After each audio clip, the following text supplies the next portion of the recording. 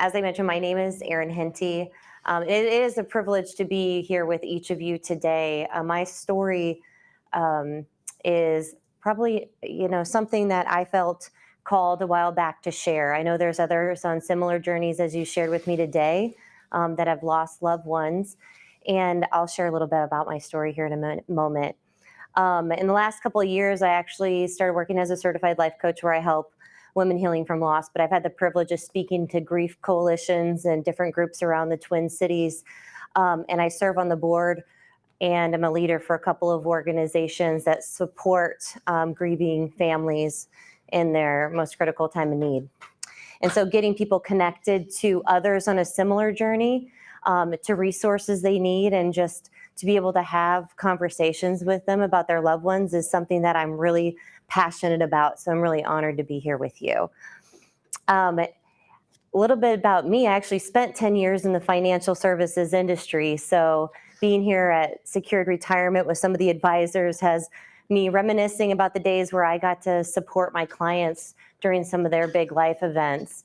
And so to be invited here means a lot because I spent 10 years preparing people for the unexpected. And then in July of 2015, the unexpected happened to my family. I lost my husband suddenly in a workplace accident. And my kids were 15, 8, and 5 at the time. And we had a whole lifetime of things to think about, right? The night before, I remember my husband passed, we were driving in the car home from a softball game. And it was on that way home where he was so excited because not only had he hit one home run, he had hit two. So he was on fire from the night. And we were talking about our hopes and dreams and what we wanted and our passions and all the things. And the next morning we woke up and he went off to work and he didn't come home that day. But it was those hopes and futures that really helped me navigate. And it was a true gift as I stepped forward on my journey.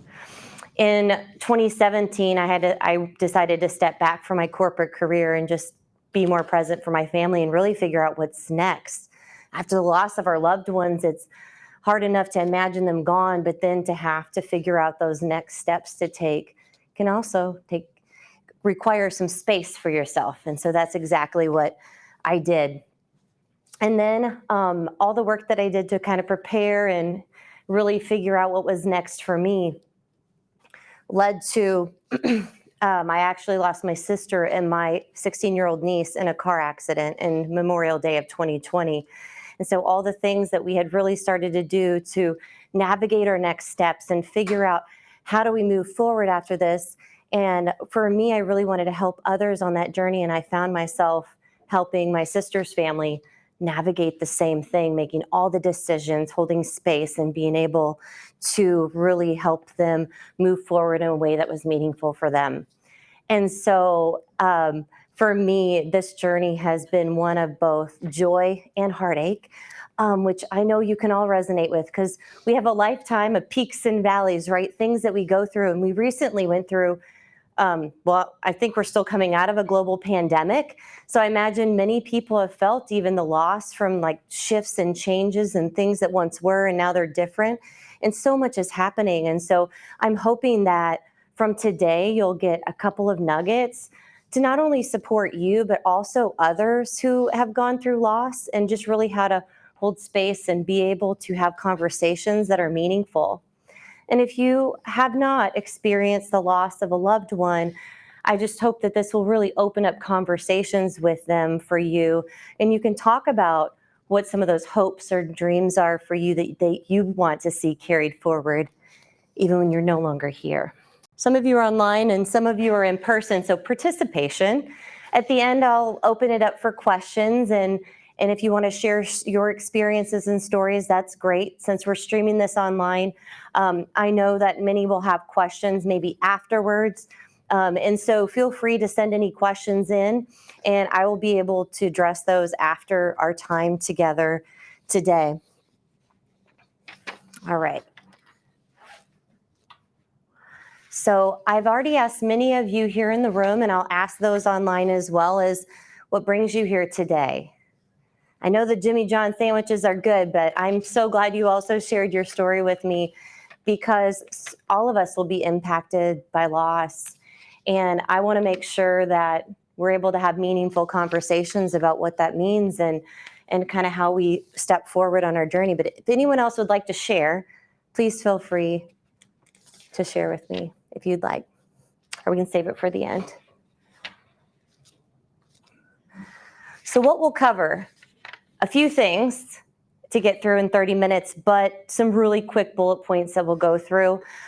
Feel free we can chat afterwards at the end or send any questions in, but what we'll cover is how to support yourself and others with a simple 3-step process. And I love that I had conversations with some of you before this today, because I asked, like, what are you up to now and what are you doing?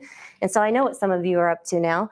And then some tips for kind of what to say to those that are grieving and what not to necessarily say, some things that you can actually do. And then conversations to prepare your loved ones for the expectedly unexpected things that happen in life.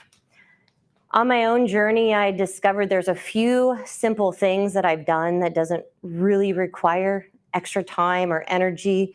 But also it's something that can be helpful to you if you're supporting someone that has experienced the loss of a loved one. And three words that I want you to be able to write that you'll jot down today. And the first one is just creating space for yourself. Grievers oftentimes are feeling intense emotions, particularly in the early days of grief. And those emotions can oftentimes leave them feeling stuck or overwhelmed or unsure what to do next. And I know this may resonate with some of you in the room. And oftentimes, just being able to create some space, not only for yourself, but also for those that you care about that are going through loss, is critically important. And what does that mean? Well, we'll talk about that here in a minute. What does that look like? But first, let's talk about what creating space requires. Sometimes it does require time, intentional time to be able to really spend doing or just being present with yourself or others. It can require energy, especially if we have lots of emotions and things that are coming up and we need to talk about them.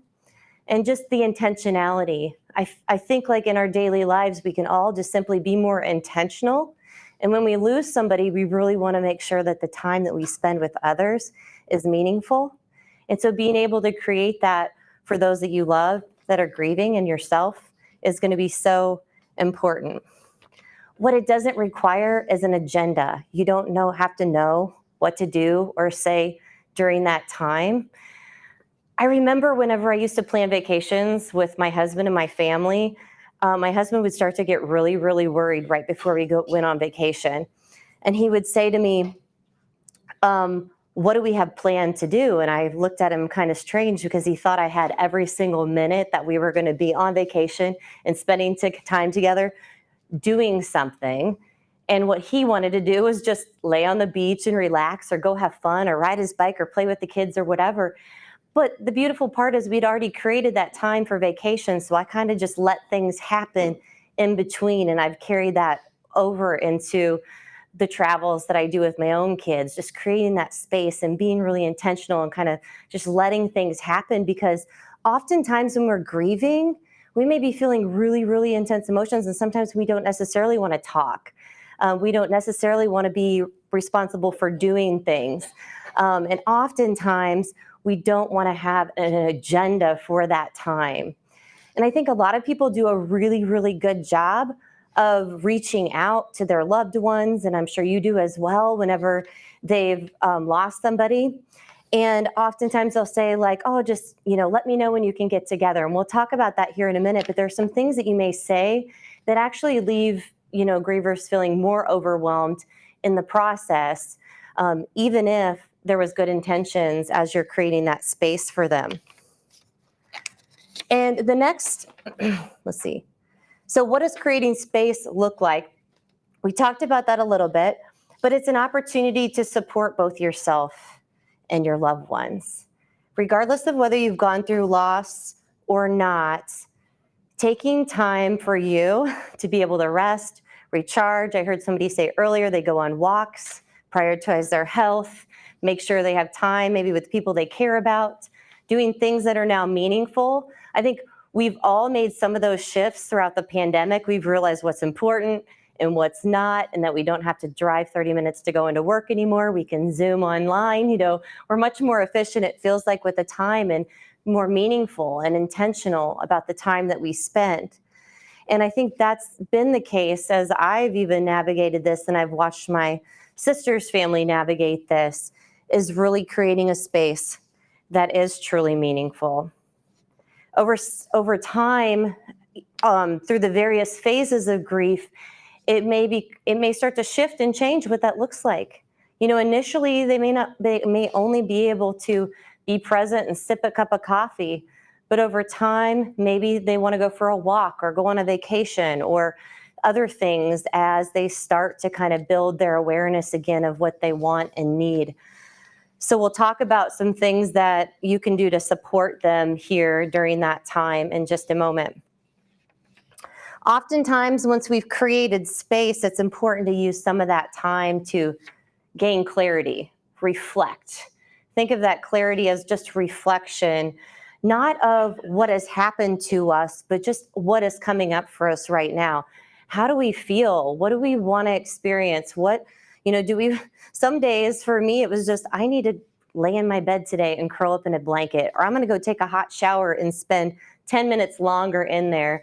And so I can just really understand what I need. And so starting out the day and just realizing what it is that you want to be able to have and experience more of. And I think for a lot of people who are grieving, they don't want to imagine kind of the future. And so I always say in this time, be present with yourself and what you really want and need right now. And don't necessarily think about the expectations others hold for you. Just really think about what you want for yourself and how you want to be able to show up today. And if you can't, know that it's okay.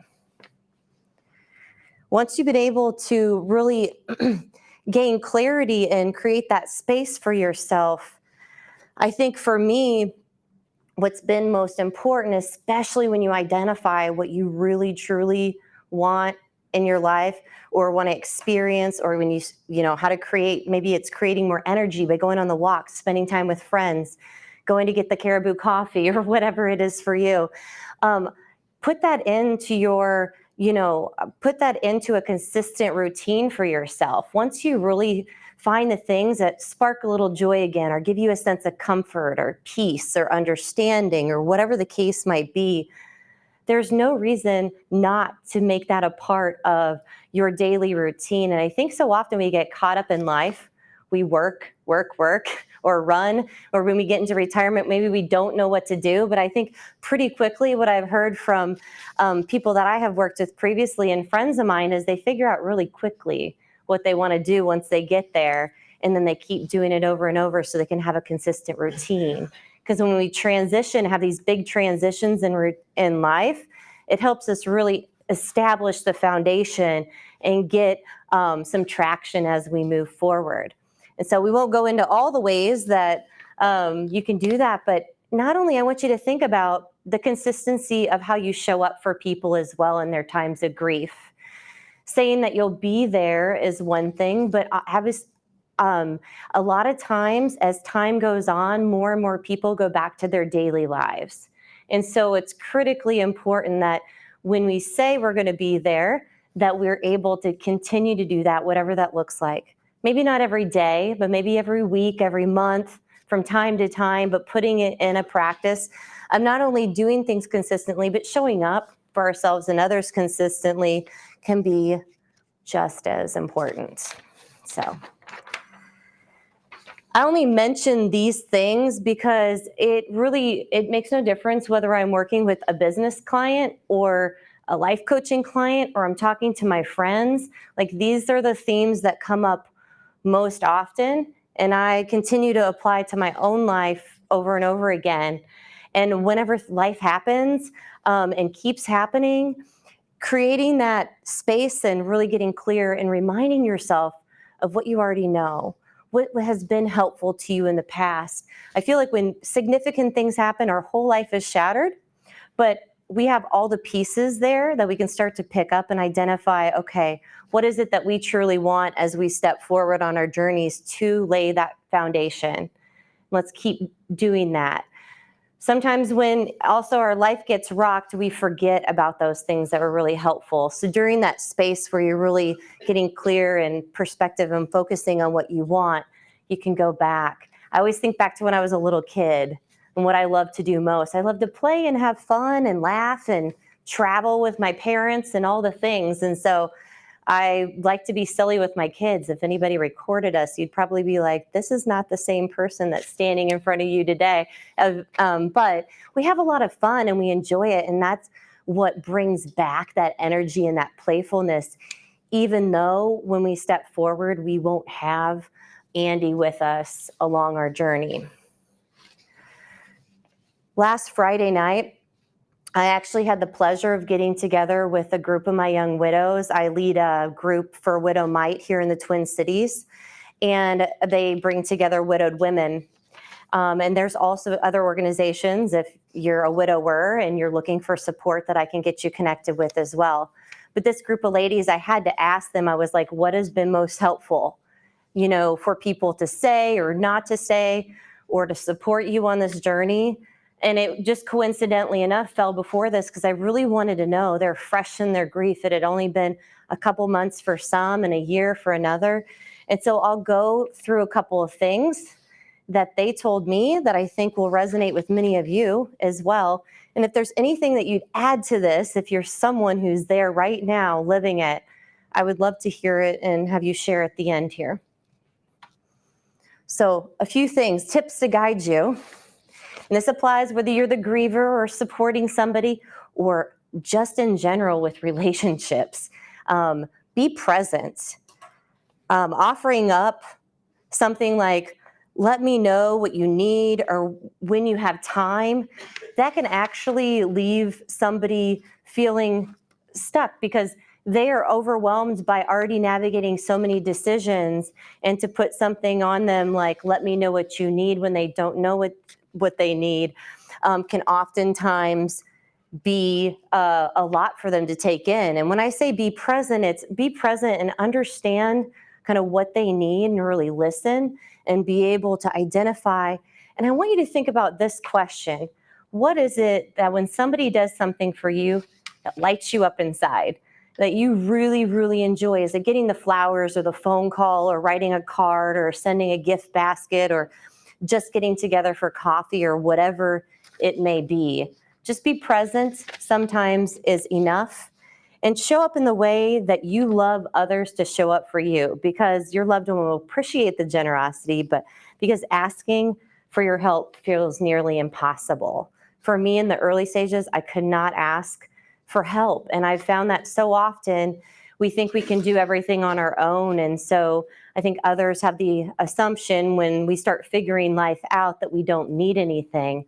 And communicating those needs is really difficult sometimes. And so my hope is that those grieving will be able, as they gain clarity, understand what they need and really look at ways in which others have offered support, and maybe you can reach out to them for some help, but also to look for ways that these grievers need your support in continuing to reach out. The other piece is be specific. As I said, leaving open-ended questions can leave them with more decisions that they're not really ready to make. And so the more specific that you can be about the help that you offer up will give them options. And one of the things that the lady shared with me is like, if somebody wants to bring over a meal, it's like, okay, well, would you like Mexican or Italian? Because I'm coming over tonight with dinner. It's not like, do you want dinner tonight or do you need dinner? Because I know the response for me would be like, oh, we're okay. Like, we've got food in the fridge or, whatever. Or I wouldn't offer up other options. But sometimes, just giving them, or can I bring you to dinner tonight or Friday or whatever the case might be? Because those simple questions that you can ask will allow them to really be able to just respond, and you take that off their plate and it gives them one less thing to worry about in the process. We may have talked about this already, but the third one I wanted to share is be patient. Oftentimes, we want to do things right away. We want to help somebody out. if you're the griever, you may think that you're ready to jump back in to things right away, to throw yourself into the way things were. But oftentimes you may be physically starting to maybe you find yourself more tired. Maybe you're not able to do things in the same way right away. Give yourself a little bit of time and patience. And I imagine if you connect with others on a similar journey, they'll assure you that you've got to give yourself a little patience in the process. And then the last one, this kind of ties in the first one we talked about with being more present, but just be understanding. Always come from a place of understanding. Just as we want to assume things for others, we never really know what they're going through, what the day-to-day struggle is like. I do a really good job of painting a fun picture of myself and my kids on Facebook. We're having fun and we're traveling and we're living life.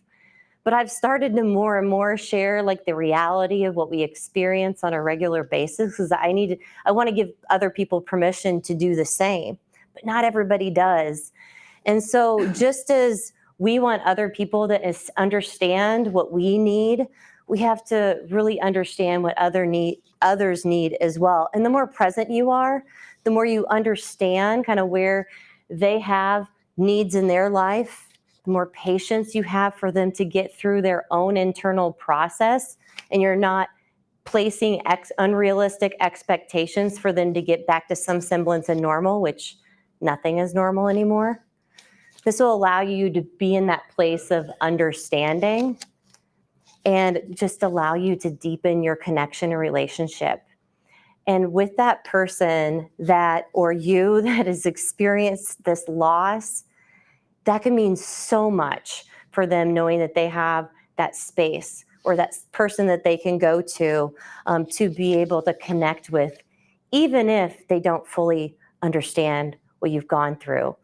Even me here today, I don't know what your experience is like, because you have your own unique journey and others want to understand as well. And so I look forward to connecting with each of you afterwards, just to better understand where you're at today. So sometimes we can get lost. We're looking for direction and what are the next steps that we should take. And I can't tell you what your next steps are. Only you can. But I know that several of you have written down some of the tips for today. And I want you to really give yourself permission to put time on your calendar, or not. Just take a little longer in the shower in the morning. For me, creating space didn't have to look like any certain way. It was just giving myself permission to be whatever I needed to be in those moments. And so if it's connecting, if you're thinking about all the things, the never-ending to-do list of stuff you have to get done, I just want to give you permission to only just take one of those things and do them today. I know some of you mentioned, even how do I move forward with my planning when the planning looks different and I don't have my loved one here anymore? And I can assure you, after having conversations before this today, that you have some wonderful advisors here at Secured Retirement to be able to help you navigate the financial stuff on your journey. So, what do you want to happen? If you yourself haven't personally lost a loved one, you may not have had some of these conversations before. You may not thought about what life would look like after you're gone. Maybe it's not important to you, or maybe there's organizations that you're passionate about supporting, but you don't know how you can keep supporting them after you're gone. Maybe you're looking ahead and you don't know, because your life looks completely different without your loved one. So give yourself time to really just sit with this question. And now you get to say, okay, well, do I want to carry forward some of those hopes and dreams of my loved one? Or do I want to create something new for myself? My husband was an avid car enthusiast. He loved to customize cars. And I knew one day he wanted to open up his own business and he wanted to be able to share his gifts. And so my kids and I have explored different opportunities to open a business, but I can't open a custom car shop. So I can't necessarily kind of carry the spirit of it with me. But we wanted to do something very meaningful to honor him.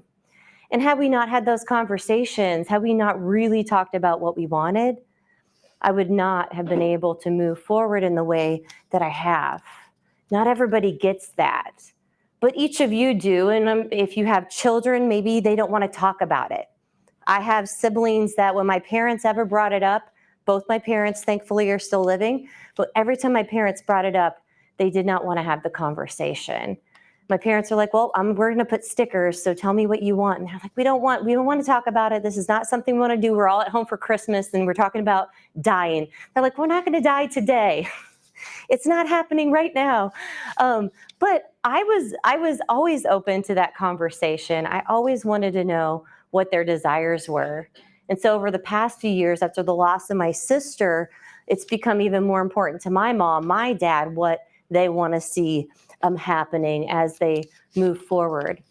And so wherever this conversation leads you today, I just want you to be open to exploring and what you want, what's important to you, and how you can continue that legacy even long after you're gone, and how you'd want to see your kids continue some of those beautiful dreams that you have in the process. And with that, I'm going to leave my information up here. You can get a hold of me a couple of different ways. I have a newsletter, a website of where I help individuals really navigate life after loss. And Angie and I connected because I started a podcast at the beginning of the year. And so there may be lots of other topics around grief and loss that you want to listen to on there. I think there's about 12 episodes right now, and I bring my kids on to talk about grief and other speakers, which I'm really honored to be able to have. So with that, I'm going to turn it back over to Angie unless anyone has any questions.